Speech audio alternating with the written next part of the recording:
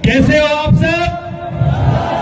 आज पूरी दुनिया के 150 देश आदिवासी दिवस मना रहे हैं और ये डूंगरपुर की धरती भी आदिवासी दिवस मना रहे हैं। पूरी दुनिया के आदिवासियों को मेरी ओर से आदिवासी दिवस की हार्दिक शुभकामनाएं। यह तपता हुआ स्थल और चारों ओर की हरी भरी पहाड़ियां, ये मंद मंद महकती चलती पवन आज इस कार्यक्रम की साक्षी है। और आपको पता हो, ये धरती, ये पवन, ये जंगल ही आदिवासी पूजते हैं। एक बार आदिवासी अपने आप के लिए ताली बजाएंगे और जिस धरती पर बैठे हैं उस धरती को नमन करेंगे, क्योंकि धरती पूजक आप ही माने जाते हैं। आदिवासी अर्थात मूल निवासी, शुरू से प्रारंभ से इस धरती पर निवास करने वाले को ही आदिवासी कहा जाता है।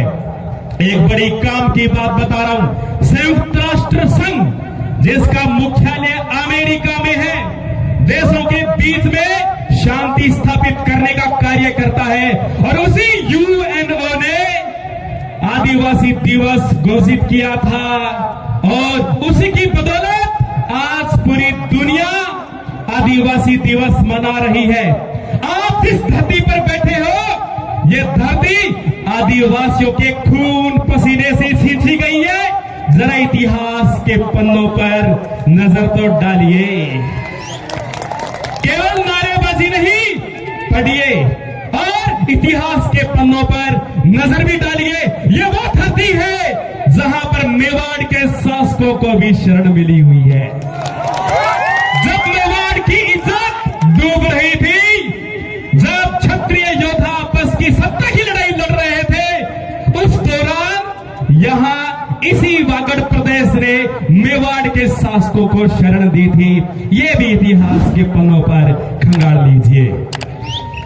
अब मैं मेरे आदिवासी भाइयों को कहना चाहता हूं, आप एक बार मौर्य काल के अंदर अतीत में जाके देखिए। एक चंद्रगुप्त जो आदिवासी था, जंगल का निवासी था, वो पूरे भारत का एक छत्र शासक बना था। आज तो ये भारत क्या है? भारत, पाकिस्तान, अफगानिस्तान, म्यांमार, बांग्लादेश, श्रीलंका सबको मिला दे, उस पूरे प्रदेश का एक छत्र शासन चलाया था और उसके पीछे एक गुरुजी का हाथ था, नाम था चाणक्य। आज भी हम एक मुहिम चला सकते हैं। मैं आज भी बच्चों को पढ़ा सकता हूं। मैं चाणक्य जितनी ताकत रखूंगा, लेकिन मेरे आदिवासी भाइयों में चंद्रगुप्त जितना सामर्थ्य होना चाहिए। और आदिवासी भाइयों को कहना चाहता हूं, अपने बच्चों को मजदूरी लगाने की बजाय, आप जल्दी काम में डालने के बजाय उनको पढ़ाओ तो सही। पढ़ाने के लिए हम तैयार हैं। आप बच्चों को पढ़ाओ तो सही। और आपको जान के बड़ी खुशी होगी, आपके इस वागड़ धरा पर और आपके डूंगरपुर में, और सबसे बड़ी बात, राणा पुंजा जी, जिनके इतिहास के पन्नों पर गौरवशाली इतिहास है, उसी राणा पुंजा सर्किल पर 13 अगस्त यानी 3 दिन बाद में भव्य शुभारंभ होने जा रहा है। गुरुकुल ओपन होने जा रहा है। कोचिंग क्लासेस का नाम मत देना, ये कोई माफिया नहीं आ रही है। यहाँ पर गुरुकुल ओपन होने जा रहा है। और आपको बता दूं, नाम क्या हो सकता है? जोहार। गुरुकुल का नाम है जोहार। अब हर घर में होगा सरकारी अधिकारी, चाहे वो पुलिस हो, चाहे वो शिक्षक हो, चाहे वो प्रशासनिक अधिकारी हो, एसडीएम हो, बनेगा। अब आपको जागरूक होना इसके लिए पड़ेगा। एक और बड़ी बात आपको बताना चाहता हूं।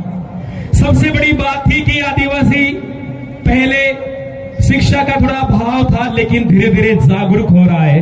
जब रफ्तार पकड़ ही रहे हैं तो गियर बड़ा लगा दिया जाए ना, छोटे गियर में क्यों चलाया जाए? तो गियर फिर बड़ा ही लगाए, स्पीड बढ़ा दी जाए। आप सबको जान के खुशी होगी, हमने आदिवासी दर्शन आप सबके लिए लिखा है।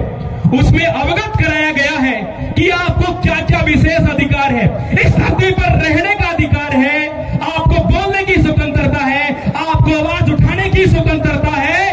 लेकिन हमें हमारे अधिकार पता नहीं है।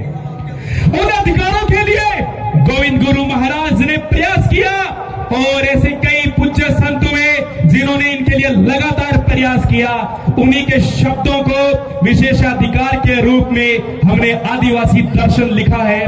स्टॉल भी उसकी लगाई गई है और प्रत्येक आदिवासी के घर में वह पूजनीय पुस्तक वहां पर होनी चाहिए, ऐसा मैं चाहता हूं। शब्दों की थोड़ा समय का अभाव है, इसलिए जब भी आदिवासी सांस्कृतिक कार्यक्रम होंगे मैं आप सबसे मिलता रहूंगा।